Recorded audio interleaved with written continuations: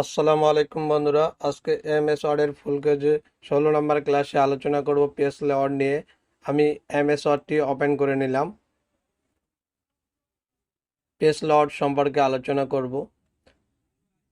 আমি একটি ডকুমেন্ট লিখে রাখছি, এই ডকুমেন্টটি আপনাদেরকে কাস্টমাইজ করে আমি দেখাবো। পেজ লেআউটের থিম অপশনটি আমরা কিভাবে ব্যবহার করব ডকুমেন্টে, এ বিষয়ে আলোচনা করব।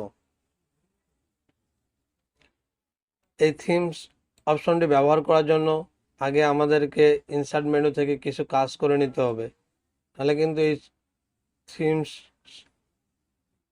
টুলসটি আমরা ব্যবহার করতে পারবো না। এজন্য আমরা প্রথমে ইনসার্ট মেনুতে আসলাম, ইনসার্ট মেনু থেকে হোম মেনুতে আসলাম। হোম মেনুর এখানে যে একটা স্টাইল অপশন আছে, এখান থেকে আমি পেজের স্টাইলটি তৈরি করে নেব। আমি দেখতে পাচ্ছেন Ariful IT tech YouTube channel and Facebook page subscribe নাও, এই লেখাটিকে আমি হেডিং অবস্থা রাখবো। এখানে ক্লিক করলাম, দেখতে পাচ্ছেন এটির পরিবর্তন হয়ে গেছে, এটা একটা হেডিং এর রূপ নিয়েছে। তারপর নিচের অংশটুকুকে আরেকটি হেডিং দিব,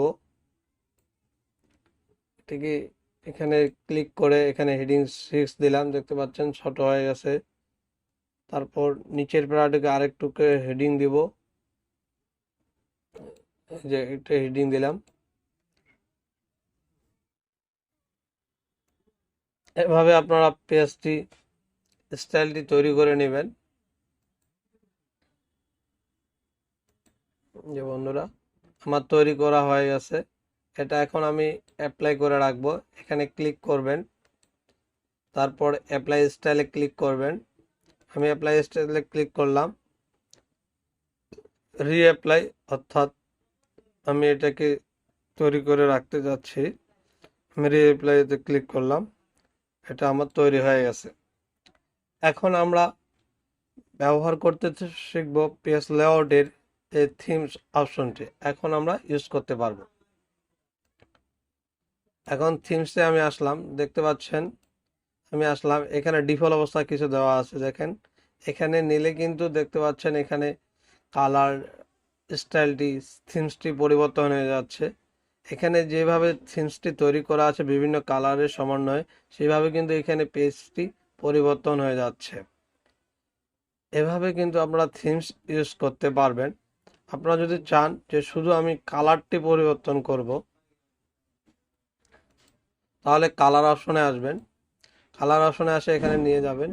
এই দেখতে পাচ্ছেন কালারটি পরিবর্তন হচ্ছে,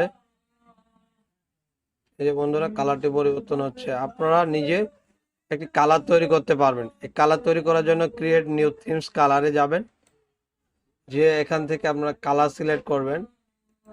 এই যে এখানে গেলেন, আপনারা কালারটি দিলেন, দেখতে পাচ্ছেন কালারটি পরিবর্তন হচ্ছে। এভাবে থিমস কালার নিজে নিজে আপনারা তৈরি করতে পারবেন। তৈরি করা হয়ে গেলে এখানে সেভে ক্লিক করবেন, তাহলে একটি কালার আপনার তৈরি হয়ে যাবে। এই যে আমি তৈরি করলাম এই কালারটি, কালার 2 আমি এটি ইউজ করতেছি, এই যে এটি ইউজ করলাম।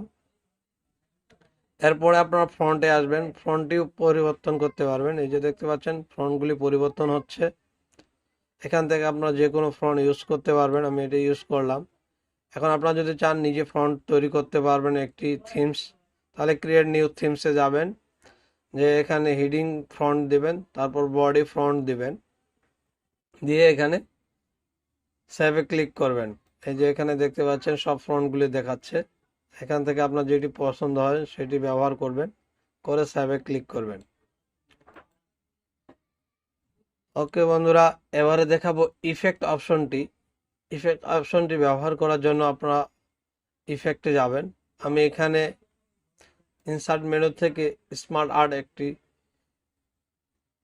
নিয়েছি, এটির সাহায্যে আমি আপনাদেরকে ইফেক্ট অপশনটির কাজ দেখাবো, যেটি আমরা পাওয়ার পয়েন্ট প্রেজেন্টেশনে ইউজ করে থাকি, ব্যবহার করে থাকি। আমি আবার পেজ লেআউটে আসলাম, এবারে ইফেক্টে সিলেক্ট করলাম। ইফেক্টে সিলেক্ট করে এখানে দেখতে পাচ্ছেন এই যে পরিবর্তন হচ্ছে, এই যে দেখতে পাচ্ছেন পরিবর্তন হচ্ছে, এই যে দেখতে পাচ্ছেন পরিবর্তন হচ্ছে। এখান থেকে আপনারা ইফেক্ট শেপগুলো নিতে পারবেন। আমি ছবি অ্যাড করতে পারবেন, আমি একটি ছবি অ্যাড করে রাখছি, আমি লিখে রাখছি। এখানে টেক্সট লিখতে পারবেন আপনার খুশি মতো। আমি আমার ইউটিউব চ্যানেলটির নাম লিখছি আরিফুল আর্টিটেক ইউটিউব চ্যানেল, সাবস্ক্রাইব করবেন অবশ্যই। আপনারা যদি চান এই কালারটি পরিবর্তন করতে, আপনারা আবার কালারে যাবেন, এই কালারটিও পরিবর্তন করতে পারবেন। এই যে দেখতে পাচ্ছেন কালারটি পরিবর্তন হচ্ছে, আপনার মনের মতো কালার ইউজ করতে পারবেন। ফন্টটিও পরিবর্তন করতে পারবেন, ফন্টটি পরিবর্তন করে দেখাচ্ছি। এই যে ফন্টটি পরিবর্তন হয়ে যাচ্ছে, দেখতে পাচ্ছেন এই যে কত সুন্দর ফন্টগুলি ইউজ হচ্ছে। আপনি আপনার পছন্দ মতো ফন্ট ইউজ করতে পারবেন। অবশ্যই আমার ভিডিওটি ভালো লাগলে লাইক কমেন্ট শেয়ার করতে ভুলবেন না, আর চ্যানেলটি সাবস্ক্রাইব করে পাশে থাকবেন। পরবর্তী ক্লাসে আলোচনা করা হবে পেজ সেটআপ বিষয় নিয়ে।